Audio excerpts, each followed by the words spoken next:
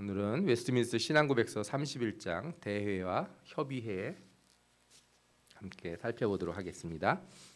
대회와 협의회, 이게 뭐냐? 쉽게 생각하시면 노회, 총회, 또 뭐 공의회 뭐 이런 거라고 생각하시면 돼요. 노회, 총회, 뭐 공의 이런 거. 1절을 먼저 읽어보겠습니다. 더 나은 교회의 정치와 건덕을 위해서는 일반적으로 노회나 총회로 불리우는 모임들이 있어야 한다.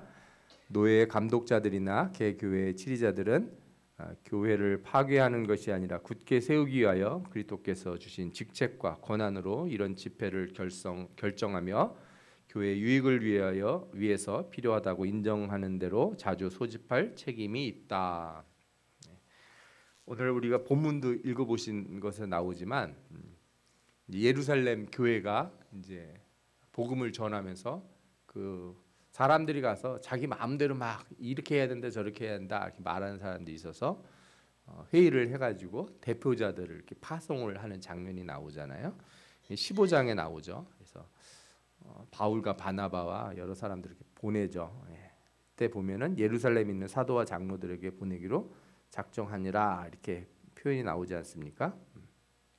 그러니까 교회가 어떤 일을 행할 때 이렇게 모임을 갖고 그 모임에서 사람을 파송하고 정하는 것은 그건 합당한 일이고 그건 처음부터 성경에 나와 있는 일이에요.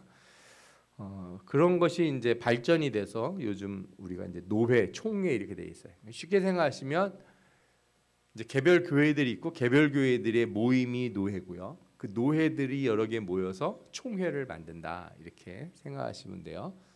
그러면 우리가 그 총회가 있으면 장로교 또 뭐 감리교 이건 또 뭐냐 그러잖아요. 그 장로교 대한예수교 장로교 안에 이렇게 총회가 여러 개가 있어요. 그래서 뭐 합동총회, 뭐 통합총회, 우리 교단이 속한 뭐 백석총회 이렇게 총회가 있는 거예요. 이런 식으로 총회가 있고 총회 안에 노회가 있습니다. 그렇게 이해를 하시면 될 것 같고요. 2절을 같이 읽어볼까요? 노회와 총회는 신앙에 대한 논쟁과 양심에 대한 문제들을 확정하고 하나님께 드리는 공예배와 하나님의 교회의 정치가 더욱 질서정연하도록 규칙과 지침을 정하며 실책이 있는 경우 불평과 고소를 접수하고 그 같은 것을 권위 있게 결정하는 권한을 갖고 있다. 그러니까 이제 교리적인 부분은 누가 담당을 하냐? 총회가 담당한다 보시면 돼요. 교리적인 거, 그 다음에 교회 정치에 관련된 헌법도 누가 정하냐면 총회가 정해요. 그리고 예배 규칙, 그 예배 모범이라고 부르는데 예배 순서나 이것도 정해지는 기본적인 틀도 예배 모범도 이제 그 헌법에 이렇게 포함돼서 나와 있어요. 그리고 이제 어떤 교회에서 문제가 있다 그러면은 그 문제에 대한 제기를 할 때 이런 걸 고소한다고 그러는데 그 재판국 같은 게 있습니다. 그게 이제 노회도 있고 총회도 있어요. 그래서 기본적으로 먼저 노회가 처리를 하고 그 다음에 거기서 안 되면 이제 총회에서 다루고 이렇게 하게 돼 있습니다. 그래서 읽어보면 이렇게 해서 정해진 명령이나 결의사항은 하나님의 말씀에 일치하는 경우는 그것들이 말씀과 일치되기 때문뿐만 아니라 그 결정을 내린 권한 즉 말씀에서 정해진 권한이기 때문에 경건하게 그리고 복종하는 마음으로 받아들여야 하는 것이다. 이 정신이 역사적 장로교회의 신앙고백 정신이다. 그러니까 우리가 장로교라고 했으면 장로교라고 하는 그 장로 정치 체계를 따라서 세워진 그 틀을 존중해야 돼요. 아멘? 이게 무슨 뜻이냐면 장로교회인데 예를 들어서 독립교단이나 혹은 침례교는 이제 일종의 개교회주의라고 그래서 노회나 총회가 개별 교회의 치리를 거의 다루지 않습니다. 각 교회의 개별적인 문제는 그 교회가 알아서 처리를 하는 거지 뭐 위에다가 뭐 호소를 하거나 우리의 문제를 좀 해결해 주기 위해서 재판을 해 주십시오 이렇게 말하지 않아요. 원칙적으로 그 침례교는 그런 개교회주의이기 때문에 독립교단들 중에도 개교회주의를 택하는 것들이 많아요. 회중교회들은 그런 교회들은 누구의 얘기도 안 들으려고 그러죠. 왜냐하면 거기는 그 틀이 원래 그렇게 돼 있으니까. 그런데 장로교는 이 노회와 총회 틀을 갖고 있기 때문에 여기 순종을 해야 돼요. 내가 장로교를 다니면서 개교회주의자처럼 그렇게 행동하면 이제 잘못된 거죠. 그렇게 하면 안 되는 거죠. 말하자면 이제 우리나라는 대통령이 있고 어떤 나라는 영국 같은 나라는 대통령이 없잖아요. 거기는 총리가 권한을 행사하거든요. 그 나라마다 정치 체계가 조금 다르면 그 나라는 그런 체계가 있고 우리나라는 우리나라 체계가 있으면 우리나라는 우리나라 체계 안에서 뭔가를 처리를 해야지 저쪽처럼 우리도 합시다. 그러려면 헌법을 다 뜯어 고쳐야 되거든요. 예. 그렇게 해서는 안 된다는 거죠. 그래서 이게 장로교의 신앙고백 정신이 있기 때문에 장로교에 다니는 사람들은 이 틀을 일단 받아들여야 되는 게 원칙이라는 거예요. 그런데 여기서도 말씀하는 것처럼 결정사항에 하나님 말씀에 일치하는 경우라고 하는 단서를 달아요. 이게 왜 그러냐면 사람들이 이렇게 어쨌든 교회에도 사람이 있기 때문에 노회나 총회가 있어도 전부 다 성령 충만하고 모두가 하나님 말씀에 탁 깨어서 이거를 행하는 일이 없는 경우가 간혹씩 생깁니다. 아주 간혹씩. 주의하셔야 돼요. 자주 그런다는 게 아니라 아주 간혹씩 생길 때가 있다. 그래서 그런 실수가 있을 때가 있다. 그거를 부정하지 않아요. 실수가 있다는 거를. 그래서 그런 거는 우리가 뒤에서 좀 다뤄볼 텐데 그런 일들에 대해서는 우리가 조심스럽게 의견을 표하고 뭔가 얘기할 수가 있는 거죠. 오늘 읽었던 본문에도 나오는데 15장 19절 20절에 뭐라고 나와 있습니까? 이제 복음이 전파되면서 유대인들 중에 개종자들이 율법을 강요하기 시작을 하는 거예요. 율법을 강요한다는 건 할례를 받으라고 예수 믿는 사람들한테 시키고 그래서 절기들을 지키라고 막 강요를 하는 거예요. 그런데 예루살렘 교회가 회의를 해서 뭐라고 이렇게 이제 편지를 씁니까? 이방인들 중에서 뭐라고 그러냐면 그들을 괴롭게 하지 말고 다만 우상의 더러운 것과 음행과 목매어 죽인 것과 피를 멀리하라 이렇게 아주 짧게 규정을 정해서 너희들이 잘 생각해 보면 신앙 안에서 이 정도를 지키면 된다. 그 구약에 있는 율법을 지키라고 하는 예수님이 너희를 부른 것이 아니다. 이런 것들을 전한 거죠. 마태복음 18장 19절에서 20절에 있는 말씀 이것도 마찬가지인데 이게 치리에 관련된 거예요. 치리에 관련된 게 뭐냐면 누가 잘못했거든 찾아가서 권면하는데 말을 안 들면 증인들을 또 데려가서 다시 권면을 하고 그래도 안 들으면은 이제 교회 앞에 세우고 뭐 그것도 거부하면 이제 내보내라 이런 단계들이 있지 않습니까? 예. 그 말씀의 끝에 뭐가 나와요? 두세 사람이 내 이름으로 모인 곳에는 나도 그들 중에 있느니라 이렇게 말씀하셨어요. 저게 그냥 적은 숫자가 모여서 예배드릴 때도 주님이 계신다 이런 의미가 아니라 저 말씀의 원래 문맥상 뜻은 뭐냐면 이렇게 성도들이 교회가 모여서 노예와 총회를 이루고 이렇게 치리 같은 걸 한다든가 우리 교회가 어떤 일을 치리하려고 할 때 여러 사람들이 모여서 합의를 해서 결정을 하는 그곳에 누가 같이 계시다? 하나님이 함께 계신다. 성령이 함께 계신다. 이렇게 우리가 의미를 받아들이시면 될 것 같아요.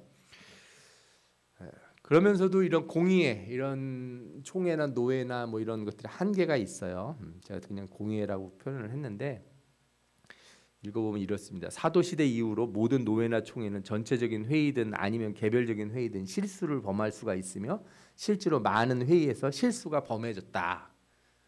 실수가 많이 범해졌다. 우리나라 같은 경우에도 예전에 실수가 있었어요. 일제시대 때 신사참배를 찬성하는 회의를 한 적이 있었던 거예요. 그거에 반발해서 나갔던 장로교 교단이 이제 우리가 고신 측이라고 부르는 그 교단이 있죠. 부산에 고신대학교라고 신학교가 있는데 고신 측이 이제 그런 신앙의 절개를 지켰다는 자부심이 상당히 커요. 예, 약간 좀 상당히 보수적인 교단이기도 하고요. 장로교 내에서는 그때 그런 실수들이 있었다는 거고 역사적으로 보면은 뭐 엄청 많아요. 이런 실수들을 범한 게 모여서 회의를 했는데 당시에 이렇게 좀 잘못된 것들을 했던 일들이 있었다는 거죠. 계속 읽어보면 그러므로 그 회의들을 신앙이나 실제 생활을 위한 규칙으로 여겨서는 안 되고 신앙과 실제 생활 면에서 도움을 주는 것으로만 이해해야 한다. 이 내용은 주의가 필요하다. 왜냐하면 역사적 장로교회에서는 신앙 고백들을 제2의 규칙으로 삼기 때문이다. 그러니까 우리가 웨스트민스터 신앙 고백서를 배우긴 하지만요, 여러분들이 이 신앙 고백서가 100% 온전한 성경하고 똑같다 이렇게 생각하시면 안 돼요. 아시겠죠? 예, 그렇게 생각하시면 안 돼요. 웨스트민스터 신앙 고백서가 우리 신앙 고백, 우리 장로교 신앙 고백에 아주 중요한 위치를 차지하고 있는 건 맞아요. 근데 이것도 개정이 몇 번 됐어요. 몇 년도판 몇 년도판 차이가 좀 있는데 뭐 그것까지는 아실 필요가 없고, 이게 전체적으로 우리의 신앙의 어떤 방향을 분명히 드러낸 건 맞아요. 그러나 역사적인 면도 담겨져 있고요. 그 당시 시대적인 면 여러 가지가 있어요. 그러나 많은 경우에 이 웨스트민스터 신앙 고백서가 나오는 그 과정에서 성령이 역사하셨다는 것을 우리 장로교회는 인정을 해요. 이게 참 기가 막힌 타이밍에 기가 막힌 과정을 통해서 나온 거거든요. 이게 도저히 그 상황에서 나올 수 없는 합의가 이루어졌던 신앙 고백이었어요. 이게 그래서 그리고 종교개혁 이후에 나왔던 여러 신앙 고백의 거의 완결판이라고 할 수가 있어요. 칼빈 이후에 쭉 나왔던 여러 신앙 고백들 중에. 그러나 우리가 이거를 성경과 동일시하지는 않아요. 성경에서 뽑아서 정리를 한 것이니까요. 아시겠죠? 예. 그래서 여러 말씀들이 있는데 뭐 예를 들어 고린도전서 2장 5절에 보면 너희 믿음이 사람의 지혜에 있지 아니하고 다만 하나님의 능력에 있게 하려 하노라. 그래서 바울도 이렇게 설교를 잘하고 말을 잘하는 것으로 복음을 전하려고 하지 않았고 하나님 말씀 그 있는 그대로를 전해서 성령이 역사하시기를 원했다고요. 그러니까 설명을 잘하는 목사가 설교를 잘한다 이렇게 생각하기는 좀 어려울 것 같아요. 저도 항상 고민이 되는 게 그거예요. 여러분들한테 잘 이해시키기 위해서 이런 설명들을 많이 하지만 그러나 여러분들은 반드시 그 설명을 듣는 것으로 끝내시면 안 되고 어떻게 해야 돼요? 말씀을 내가 읽어야 돼요.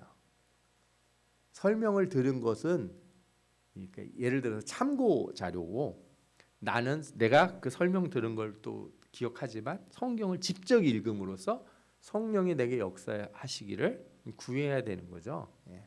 이런 일련의 과정들이 있는 거고 교회도 마찬가지예요. 이런 신앙 고백을 한다든가 교회 어떤 교회 모임들이 결정을 할 때도 항상 기도해요. 기도 엄청 하고 이런 것들을 결정해서 지금까지 내려온 것들이니까 기도가 없던 회의들, 뭐 정치적인 이유든지 여러 가지 이유로 했던 회의들의 결과들은 역사적으로 다 비판을 받고 정제되기도 하고 그랬으니까요.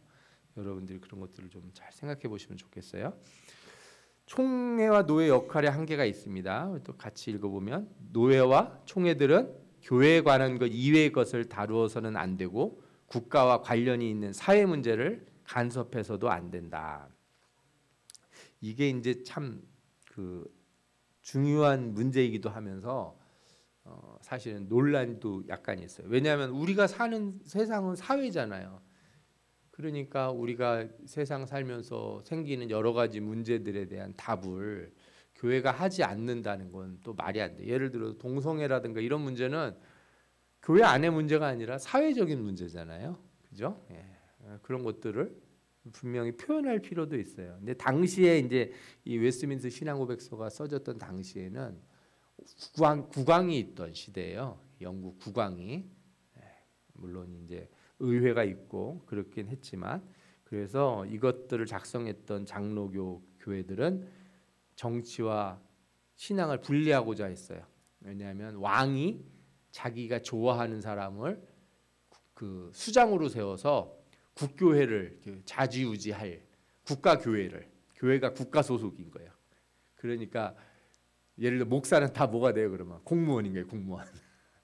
왕이 주는 녹봉을 먹고 살아야 되는 이런 시대였단 말이에요. 그래서 이 장로교는 그걸 끊어내고 싶어 했어요. 정부가 교회에 간섭하는 것들을.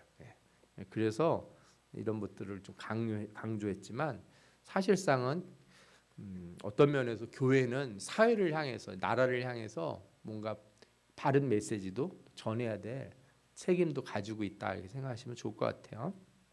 또 계속 읽어보면 다만 특별한 경우에 있어서 겸허하게 청원하는 형식을 취하거나 또는 위정자의 요구가 있는 경우 양심껏 충고하는 방식을 위할 수가 있다. 그리고 이제 이제 우리가 그냥 사사건건 아무 문제나 막 껴드는 건 아니에요, 여러분들. 그죠? 아무 문제나 가서 막 교회가 나서서 막 다 이 얘기하고 그러면 교회를 다니지 말고 정치인을 하면 되는 거고, 그러나 중요한 이슈, 우리 신앙과 삶에 영향을 미칠 만한 중요한 이슈가 있을 때는 교회가 신앙 표현, 입장 표명을 좀 해야 된다는 생각도 좀 해요. 그게 너무 빈번해서는 안 되고, 그렇죠? 저도 어렸을 때 이 80년대 여러 민주화 사건들을 봤잖아요. 근데 지나고 나서 생각해 보면 교회가 그 수많은 사람들이 그 고생을 하고 독재를 끊기 위해서 애를 썼는데 의사 표명을 한 교회들이 있고 안 한 교회들도 있거든요. 그런 부분들은 좀 안타깝게 생각한다는 면도 갖고 있고, 그러나 그게 너무 빈번해가지고 아무 때나 막 아무 자리나 나가서 막 그러면 그거는 위험해요. 그렇게 되면은 교회가 매우 혼란해지고 점점 더 분열할 수가 있으니까 조심해야겠죠. 사도행전 제가 본문은 제대로 안 쓰고 그냥 카피에다 쓰면서 본문이 잘못됐네요. 이게 예수님께서 말씀하신 건데 어떤 사람이 와서 내 형을 명하여 유산을 나와 나누게 하소서 그랬더니 뭐라 그래요? 누가 나를 너희의 재판장이나 물건 나누는 자로 세웠느냐 이렇게 말씀하신 적이 있잖아요. 이런 것들, 이것은 사실은 교회 와서 물어보는 건 아니죠, 그죠? 또 요한복음 18장 36절에도 보면은 예수님이 뭐라고 그러냐면은 이 나라는 내 나라는 이 세상에 속한 것이 아니다, 그죠? 이 빌라도가 물었을 때 그 왕이라면은 예수 그리스도가 왕이라면 너의 나라가 어딨냐? 이 내 나라는 이 땅에 속하지 않았다. 예, 분명하게 표명을 하신 말씀들을 볼 수가 있습니다. 노예와 총회 공의에 대해서 좀 몇 가지를 제가 보충적으로 설명을 좀 드릴게요. 여러분들 장로교회에서 교회 설립과 목사 안수, 임직, 징계 등은 노예의 권한이고 인허가 필요해요. 노예가 허가를 해야 돼요. 목사 안수는 그래서 노예가 주는 거예요. 노예, 어느 노예의 소속이다, 이건 되게 중요한 문제예요. 그리고 노예가 교회를 돕거든요. 지역 교회들을 돕는 일이기 때문에 목사는 이제 노예에 참석을 정기적으로 해야 되고 치리를 받아야 되는 거죠. 저도 뭐 신학교 갈 때부터 그 또 예를 들어서 뭐 전도사, 강도사, 목사 되는 그 일련의 과정에서 노회장님이 다 이렇게 서명을 해서 보증을 해준다고 할까요? 이 사람은 신앙인으로서 할 수 있는 사람입니다. 이렇게 해서 제가 온 거지. 저 혼자, 그러니까 여러분들 어떤 사람이 내가 목사 되고 싶다고 그냥 독야청청 혼자 어디 가서 공부해서 목사가 된다? 그러면은 이제 위험한 사람이 될 가능성이 있어요. 항상 좀 지시를 좀 받고 좀 싫어도 좀 배워야 돼요. 그런 분들이 좀 있는데 자기가 생각할 때 마음에 안 든다 막 그렇게 얘기하시는 분들이 있는데 먼저 좀 배운 다음에, 신학교도 안 나오고서 목사라고 하는 사람이 있다고 그러더라고요. 요즘도 아주 이건 위험한 거예요. 그런 사람들은요. 그래서 노예가 목사를 세운다는 거죠. 총회는 뭐냐? 총회는 신학교를 세우는데 총회 신학교가 가진 가장 특징이 뭐냐면 그 교단이 가지고 있는 신학적 정체성을 총회가 갖는 거예요. 그러니까 우리 백석교단에서는 이 개혁주의 생명신학이라고 하는, 그러니까 개혁주의 신학을 이어받으면서도 생명 있는 신학을 해야 된다. 교회가 생명이 있어야 되고 살아나야 된다. 이런 것들을 강조하는 신학을 우리가 이제 가리키고 있어요, 총회가. 그래서 신학교를 통해서 목사 후보세 등을 길러내고 또 교리나 헌법을 발전시키고, 왜냐하면 신학교에 이제 교수님들이 많잖아요. 이분들이 하는 일이 뭐냐면 이 교리적인 내용의 토대를 아주 강화하는 거예요. 이제 목사하고는 좀 달라요. 여러분들이 신학자하고 목사를 동일하게 생각하시면 안 되는 게, 신학자들은 이렇게 어떤 문제들에 놓고서 그 앞에서 막 싸우는 사람들이, 전방에서 막 총 쏘는 사람들이고, 목사는 후방에서 이렇게 성도들과 같이 있는 사람들이에요. 그러니까 우리는 뒤에 있기 때문에 안전하고 확실하고 명확한 것만 얘기를 해요. 목사는. 신학자들은 뭘 해요? 저 앞에서 이단들과 싸우고, 그죠? 여러 가지 문제들을 놓고 막 싸우는 분들이거든요. 그러니까 그분들이 하는 얘기를 이렇게 여러분들한테 다 전해드릴 수는 없어요. 그렇다고 그분들이 없으면 안 돼요. 그분들은 거기서 싸우고 있어야 돼요. 거기서 열심히 싸워줘야 우리 지경이 넓어지는 거니까, 그죠? 그래서 이런 신학교의 교수님들하고 목회자는 다른 거예요. 근데 이거를 혼동하셔가지고 목사님들이 신학교 교수님들을 뭐라 그러냐면 아주 신앙이 엉망이라는 둥, 뭐 성경도 모른다는 둥, 그거는 이제 오해를 하시는 거고 잘못 이해하시는 거죠. 신학자가 그렇게 뻔한 얘기만 계속하면 뭐하러 신학자를 해요? 목회를 해야지. 신학자는 저 앞에 나가서 싸워야 되는 사람들이라 온갖 희한한 것들을 다 다뤄야 돼요. 그러니 얼마나 힘들겠어요. 신학 교수님들처럼 기도 많이 해야 되는 분들이 없어요. 목사보다 훨씬 또 많이 기도해야 돼. 왜? 목회자는 성도들을 위해서 기도하는 사람이잖아요. 신학자는 성경을 붙들고 기도하는 사람들이에요. 그들이 안 싸우면 안 되니까. 그래서 총회가 좋아지려면 총회 신학교가 커져야 돼요. 그 총회 신학교가 학문적으로 높은 위치에 올라가야 그 교단이 튼튼해지는 거예요. 그거를 여러분들이 좀 아셔야 되고, 우리 교회도 부흥되면 학교에 좀 장학금도 좀 보내고 뭐 이런 일도 하고 그러면 참 좋을 것 같아요. 그리고 이제 총회 차원에서 우리 교육교재 같은 거, 우리 주일학교 교재 같은 것도 총회에서 만들어내요. 총회용 교재들이 나오고, 그 다음에 선교, 개별 교회가 선교하는 경우도 있는데 총회 차원에서 선교사를 교육시키고 선교사를 파송하는 일, 총회에서 선교사를 파송하는 일들도 많아요. 그러니까 우리나라에 처음 선교사들이 올 때 다 그렇게 파송된 게 개별 교회에서 온 게 아니라 그 미국 무슨 남침례교회, 뭐 북장로교회 이런 데서 이렇게 파송이 온 거예요. 그 교단에서 파송을 온 선교사들이 와서 선교를 한 거니까요.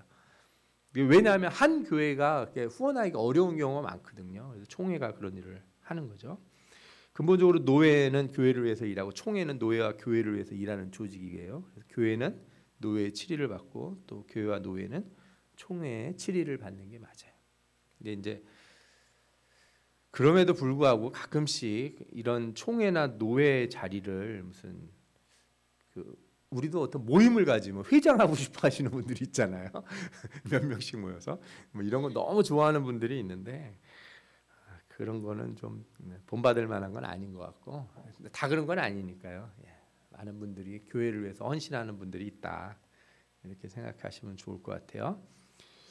그리고 이제 노회에서 그럼 교회를 세울 때 어떤 과정을 하냐면요, 처음에 성도들이 몇 명이 모여가지고 예배를 드리기 시작을 하면 그걸 뭐라고 부르냐면 기도처라고 불러요. 이게 공식적인 명칭이에요. 헌법에 나와 있는 기도처라고 부르고, 입교인이 10명 이상이 되면 그리고 장소가 준비가 돼야 돼. 장소가 없으면 안 돼요, 여러분들. 근데 이것도 요즘은 또 말이 많아서 가정교회, 그래서 그냥 집에서 막 드리고 아무 곳에서 막 할 수 있는데, 사실은 헌법 안에서는 장소가 명확하게 있어야 되는 거죠. 그래서 노회에 청원을 해요. 승인이 되면 뭐가 되냐?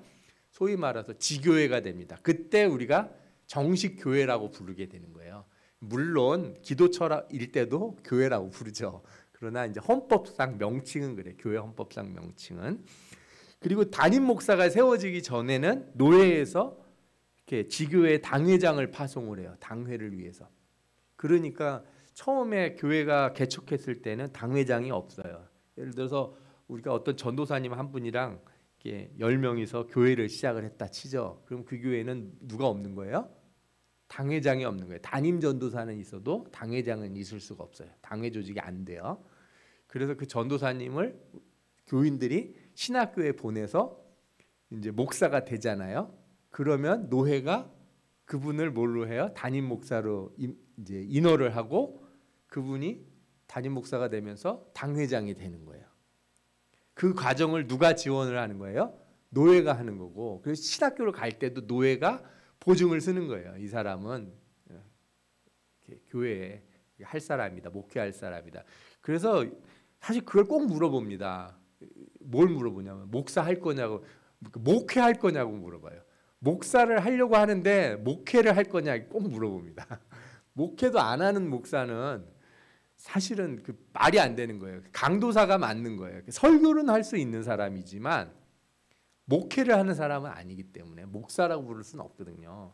근데 마치 목사를 그냥 일반 명칭화하는 건 사실은 이제 뭐 헌법에는 뭐 그렇게 아닌데 우리가 관례적으로 그렇게 부르는 거죠. 우리가. 예. 그래서 이제 강도사가 되는 과정이 있는데 전도사 고시를 보고 강도사가 될 때는 이제 신학교 2년을 다니면 이제 우리가 전도사가 되고요. 그 다음에 강도사는 이제 졸업을 하면서 시험을 봐요. 신학교를 졸업을 해야 됩니다. 신학교를 졸업한다는 건 대학교 4년, 그 다음에 신대원 3년을 해야 돼요. 총 7년. 의사하고 똑같습니다, 거의. 7년을 공부한 사람이 설교할 자격이 있는지를 심사를 봐요. 성경 시험을 보고 논문도 내고 설교도 시험을 보고 또 면접도 보고 일련의 과정들을 다 거칩니다. 그리고 그걸 총회가 해요. 고시를 해서 떨어지기도 해요. 그래서 노회에서 이렇게 이제 인허를 해줘요. 그래서 시험을 봐서 통과한 사람을 노회가 이 사람은 강도사로 인허를 합니다. 그러니까 총회는 자격을 주는 게 아니고 총회는 시험에 통과했다 안 했다만 알려줘요. 노회가 이제 허가를 하는 거고 그렇게 해서 이제 졸업하고 강도사 고시 합격 후 1년 이상 사역을 한 사람을 노회에서 안수를 줘서 목사가 되는 거죠. 그래서 교회에 부모 목사를 하든 뭐 담임 목사가 되든 이렇게 진행이 되는 겁니다. 우리가 속해 있는 총회 백석교단에 대한 걸 간단하게 말씀을 드리면 이제 처음에 세 개의 어떤 이제 교단 보통 이제 합동진리 측 이렇게 부르는 표현이죠. 은혜 측 그다음에 이렇게 뭐 독립교회 연합회 이게 있습니다. 우리 홈페이지 가보시면 백석총회 홈페이지 가보시면 연역에 나와요. 이 셋이 합쳐서 시작을 해가지고 대표적으로 우리가 1983년에 방배동에 신학교를 세워요. 총회 신학교를 방배총신이라고 우리가 많이 불렀었는데 그때 시작을 해서 신학대학으로 그때 인가를 받았습니다. 서울에 있는 아주 좋은 자리에 그래서 신학교가 세워졌죠. 그리고 우리 교단의 가장 중요한 거 여러분들이 아셔야 되는 게 이제 개혁주의 신학을 핵심으로 하는 표 5대 솔라 오직 성경, 오직 그리스도, 오직 믿음, 오직 은혜, 오직 하나님께 영광을 강조하면서 이를 통해서 개혁주의 생명신학으로 발전시키고 있어요.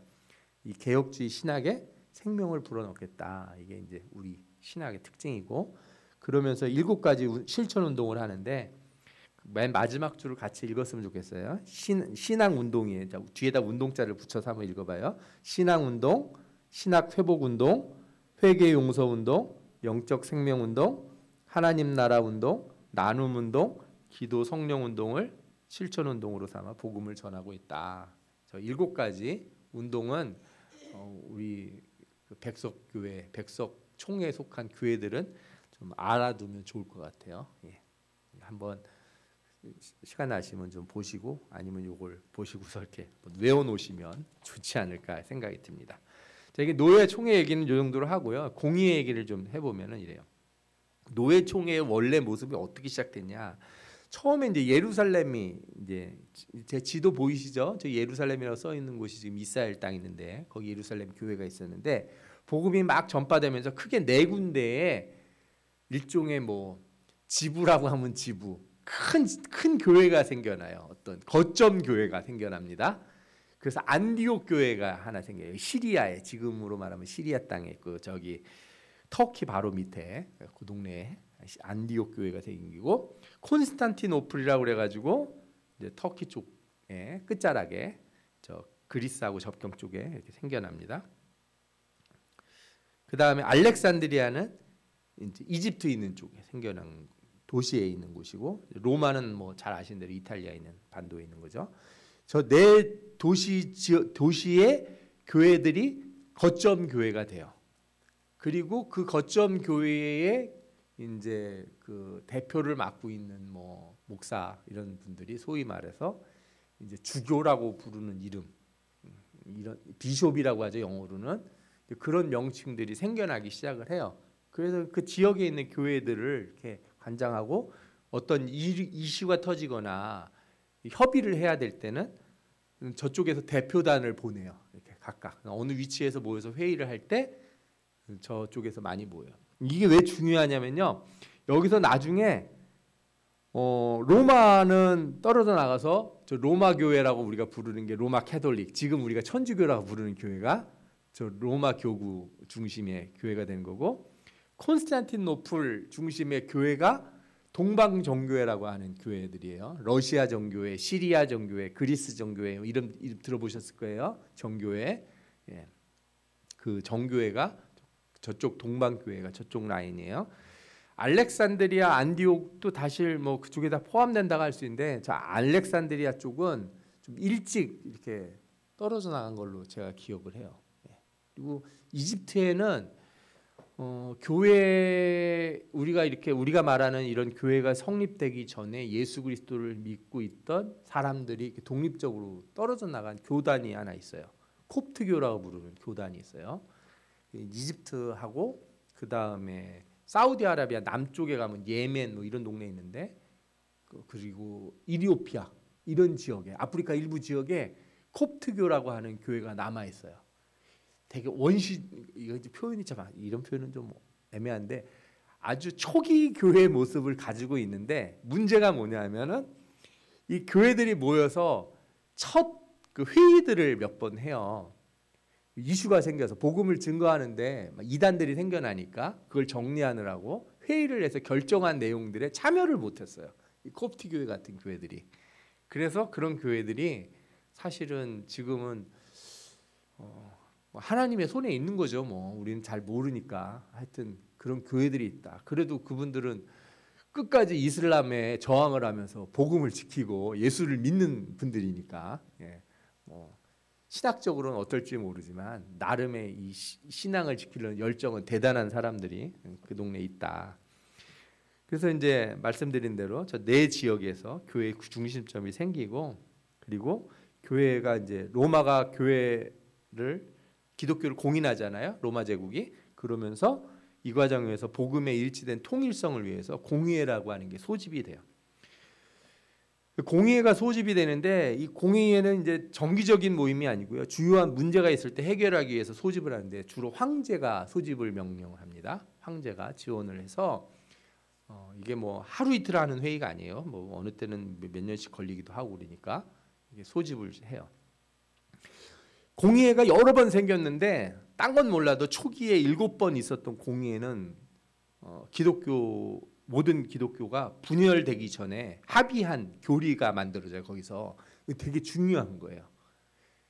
이거는 우리가 꼭 알아둬야 되고, 이건 기독교든 천주교든 동방정교회든 다 인정하는 교리예요. 그래서 이거는 우리가 채택을 해야 되는 거고, 그걸 인정하는 교회들을 우리가 뭐라고 불러요? 그걸 기독교라고 부르는 거예요. 여러분들 기독교가 뭐냐 그러면은 그냥 예수 믿으면 기독교다 이렇게 부르는 게 아니고요. 우리가 뭘 믿는지 두 가지가 분명히 나와야 되는데, 그게 초대 7번의 공의회에서 확정된 교리들이 그 바운더리를 정해, 우리 테두리를 정한다고요. 그래서 두 가지가 있는데, 삼위일체 교리, 그 다음에 예수님의 신성과 인성, 그가 하나님 되심과 참 인간 되심에 대한 그를 통해서만 구원을 얻는다는 이 교리, 이게 이제 기독론이라고 우리가 부르는데, 이 두 교리가 이때 생겨나요. 이걸 그래서 우리가 어떤 사람이 예수 그리스도를 믿냐 그럴 때, 우리 교회를 다니고 기독교다 그러면은 이제 크게 명시적으로는 두 개인 거예요. 삼위일체를 인정하는가, 두 번째 예수 그리스도가 참 하나님이시면서 인간이신 것을 받아들이고 그를 통해서만 구원을 얻는다고 고백하는가. 그 다음에 이제 이게 명시적인 거고요. 그 다음에 암묵적인 게 뭐가 있어요? 성경은 하나님의 말씀이다. 예. 성경 66권은 오직 하나님의 말씀이다. 이거 외에 다른 계시가 없다. 예, 이런 거. 그 다음에 예수 그리스도의 동정녀 탄생, 뭐 이런 것들 있잖아요. 이런 것들이 우리가 이제 암묵적으로 교회를 정의하는 핵심이에요. 이게. 그래서 요걸 아셔야 돼요. 제가 뭐 이거 한참 쓰다가 여러분들한테 설명하면 또 이제 이런 건 우리가 꼭 알아야 됩니까 하실 수가 있어서 싹 지우고, 그 두 가지가 결정된 거예요. 처음 니케아 공의회, 콘스탄티노플 공의회 때 삼위일체 교리가 확립돼서 이때 나온 게 니케아 콘스탄티노플 신앙 고백이 있어요. 그게 뭐냐? 삼위일체 교리예요. 성부, 성자, 성령 세 분은 하나님이신 거. 세 위를 가지고 계시는 한 분 하나님. 그 다음에 나머지 공의회 때는 다 누구에 관련된 거예요? 다 예수님에 관련된 거예요. 예수님에 관련된 거. 성령님 얘기는 왜 안 나와요? 성령님 얘기는 별로 이렇게 논쟁이 없었어요. 크게 다 그는 인정이 됐는데 예수님 얘기가 길었어요. 왜냐하면 예수님이 완전한 사람이냐 아니냐 뭐 이거부터 시작해가지고 예수님이 없었던 적이 있었냐 무슨 얘기냐니까 하나님이 있고 예수님은 나중에 하나님 만드셨다 이렇게 주장하는 사람들도 있고 그래서 그런 이단들은 다 잘라져 나가고 예수 그리스도는 처음부터 하나님이셨고 그다음에 이 땅에 사람의 몸으로 오셨는데 그분 안에 인성과 신성이 같이 계시고 혼합되지도 않고 분리되지 않는 두 본성을 가지고 계시다. 이런 모든 내용들이 이때 확립이 돼요. 나중에 기회가 되면은 7번 공의에 대한 얘기도 궁금하시죠? 네, 궁금하실 거라고 저는 믿고 나중에 한번 설명을 드리도록 하고 오늘은 넘어갈게요. 하여튼 두 가지를 알고 계셔야 돼요. 공의회 때 뭐가 결정이 됐다? 삼위일체 교리하고 예수님에 대한 기독론 교리가 결정이 됐고 그게 우리 기독교를 결정하는 중요한 교리가 됐다고 아시면 돼요. 그럼 뭐 다른 공의회들은 왜 뺐냐? 이상한 결정들을 많이 한 게 많아서 그래요. 제가 그 중에 몇 가지들만 가져왔어요. 그게 예를 들어서 트리엔트 공의회라고 카톨릭이 한 건데 종교개혁이 일어났더니 공의회를 소집해가지고 뭘 했냐면 종교개혁을 이단으로 파문을 해버린 거예요. 이거는 잘못된 공의회죠. 이런 결정들을 내린 건 그죠? 또 제1차 바티칸 공의회에서는 이 교회 무오류가 아니라 교황의 무오류입니다. 제가 잘못 썼네요. 교황 무오류설 아시죠? 교황에는 오류가 없다. 에? 그거를 했던 게 뭐예요? 요때 바티칸 공의회 때. 그러니까 교황이 사람인데 오류가 있을 수가 있죠. 실수를 하고 잘못도 하죠. 근데 교황을 무슨 신성시하고 그러면 안 되잖아요. 그죠? 이런 결정을 내린 적이 있고 마리아 승천 교리는요 상당히 현대에 와서 결정된 교리예요. 그 사람들이 자꾸 마리아를 이렇게 숭배를 하다 보니까 나중에 교회가 그걸 결정을 해버렸어요. 로마 카톨릭 교회가. 그래서 비오 12세 1939년에서 1958년 사이에 제위를 했던 교황인데 이때 비오 12세가 마리아 승천 교리를 인정을 해서 마리아 승천 축일이 있어요. 캐톨릭은. 이런 공의회들은 전부 이제 로마 카톨릭이 했던 일들인데 이런 건 우리가 하나도 안 받아들이죠. 뭐 그리고 이런 거를 바티칸 이제 제2차 바티칸 공의회 때도 재천명을 했으니까요. 그리고 이제 제2차 바티칸 공의회 때는 이 사람들이 동방교회는 교회로 인정을 해요. 그런데 개신교회는 교회로 인정을 안 해요. 우리를 성도로 인정을 하지만 개신교 다니는 신자들은 성도로 인정을 하는데 교회는 개신교 교회는 교회로 인정을 안 한다는 거예요. 왜 그러냐 그랬더니 일단 성찬 이 사람들은 이 성찬이 예수님 살과 피로 진짜로 변한다고 생각하잖아요. 우린 그렇게 생각을 안 하잖아요. 그렇죠? 성찬에 대한 거를 안 받아들인다 하나가 있고 그 다음에 성품성사라고 부르는데 정확히 얘기하면 이게 이제 뭐 이 신부들 이렇게 임직하는 일종의 세례. 우리로 말하면 임직식 같은 거고. 근데 정확하게 말하면 이게 뭘로 나가냐면 교황 제도를 인정하는 거예요. 교황이 머리가 된다는 거. 교회 머리가 된다는 거. 인정을 해야 되는 거거든요. 근데 개신교회는 그게 없어요. 이 사람들이 동방교회를 인정하는 이유는 뭐야? 동방교회는 그게 있어요. 동방교회도 수장이 있습니다. 제일 위에 머리가. 그래서 그쪽에서는 이제 동방교회는 인정하는데 이 두 가지 이유로 교회를 인정하지 않는다. 뭐. 이건 아주 좀 근자에 있었던 여러 공의회들 얘기고요. 그 이전에도 막 여러 공의회들이 있었는데 뭐 그렇게 중요하지 않아요. 그런 내용들은. 하여튼 그래서 사람이 결정하는 게 항상 옳은 건 아니에요. 앞서 그래서 초기 그 공의회들이 얼마나 대단하고 그런 과정에서 하나님이 얼마나 중요한 일을 우리 사람의 손에 맡기셨는지를 깨닫게 돼요. 그게 아니었으면 우리가 삼위일체 같은 거를 지금 아마 지금 결정하면 못했을 거예요. 딱 처음에 제일 먼저 결정된 게 그 두 가지라는 거를 여러분들이 꼭 잊지 말았으면 좋겠어요. 정리를 해보자면 앞서 드린 얘기대로 우리 노예와 총회가 있는 거는 그죠? 우리 교리와 신앙 고백을 이제 지키고 또 모든 교회가 그리스도의 몸을 이루게 하는 것으로서 의미가 있는 거죠. 또 교회와 목회자, 직분자와 성도는 교단의 교리와 신앙 고백을 바르게 배우고 가르치며 전해야 돼요. 자기가 속해 있는 교단이 무슨 신앙인지도 모르고 우리가 장로교인지 감리교인지 사실 우리나라는 그게 되게 약해요. 감리교 한참 다니다가 장로교로도 가기도 하고 뭐 성결교 다니다가 장로교 오기도 하고 막 이러는 일이 있어요. 비일비재해요. 그런데 사실은 교리 차이가 좀 있어요. 아주 뭐 구원에 관련된 핵심적인 건 아니지만 차이가 있거든요. 근데 뭔지도 모르고 그게 다니시는 분들도 꽤 돼요. 중요하지 않다고 생각하고. 그래서 은혜가 있기도 합니다. 우리나라 교회들이 잘 연합이 되는 아주 좋은 특징이 있어요. 감리교, 장로교, 침례교가 전혀 싸우지 않고 잘 이렇게 연합하는 좋은 면도 있어요. 하지만 이제 성도들이 내가 다니는 교회가 어떤 교회인지는 좀 잘 알았으면 좋겠다 하는 게 개인적인 바람입니다. 또 참된 진리는 성경에 있으며 성령이 가르침을 우리에게 주어지는 걸 알아야죠. 우리가 이런 노회나 총회나 각 교단이 교리를 가르친다 하더라도 본질적으로 성경에서 나온 거지 성경을 어떻게 해석했느냐에 따른 거니까 우리 성경을 항상 가까이 해야 되고 또 그래서 교회는 항상 성령의 말씀을 들을 수 있는 겸손함과 경건함을 가져야 돼요. 안 그러고 회의를 하면 싸움밖에 안 납니다. 최근에도 제가 뭐 교회 분쟁 얘기를 들었는데 성도 한 분이 막 노회에다가 청혼을 하고 막 그런다는 거예요. 근데 절차를 이렇게 전혀 제가 보니까 따르지도 않는 것 같고 교회법을 너무 모르고 그냥 막 하시는 얘기를 들었어요. 그래서 좀 이렇게 좀 배워야 되는데 담임 목사님한테 좀 이렇게 같이 면담을 좀 해보시라 그랬는데 뭐 들을 마음이 없으신 것 같더라고요, 그분이.